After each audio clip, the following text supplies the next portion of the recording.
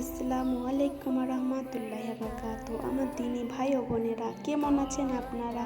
আশা করি মহান আল্লাহ তাআলার অশেষ রহমতে খুব ভালো আছেন। আজকে আমি অপবাদ নিয়ে আলোচনা করব। অপবাদ কাকে বলে, অর্থ কী? অপবাদ অপবাদ এক প্রকার জঘন্য বিরাট পাপ। এর শাস্তিও কঠিন, অর্থাৎ কাবিরা গুনার অন্তর্ভুক্ত। একজন নির্দোষ ব্যক্তিকে কলঙ্কিত করা ও তার চরিত্রে দোষ দিয়ে সমাজে এই প্রতিপন্ন করাকে অপবাদ দেওয়া বলে। কুরআন শরীফে অপবাদ সম্পর্কে পরিষ্কারভাবে উল্লেখ করা হয়েছে। সতী নারীকে কলঙ্কিত করা কঠোর শাস্তিযোগ্য হারাম কাজ। গীবত বা পরনিন্দা করা সম্পর্কে হযরত নবী সাল্লাল্লাহু আলাইহি সাল্লাম বলেছেন, তুমি তোমার ভাইয়ের সম্পর্কে তার পেছনে এমন কথা বলো না যেটা শুনে সে অপছন্দ করে।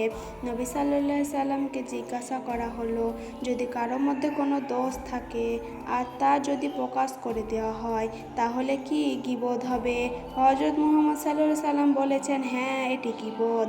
আর যদি তার মধ্যে সেই ধরনের কোনো দোষ না থাকে অথচ তাকে দোষরূপ করা হয়, সেটাও অপবাদ। তিনি বলেছেন, আমাদের একান্ত কর্তব্য ইসলাম বিরোধী এবং মানবতা বিরোধী এসব জঘন্য পাপ থেকে নিজেরা সাবধান হব এবং অপরকেও সাবধান ও সতর্ক করব।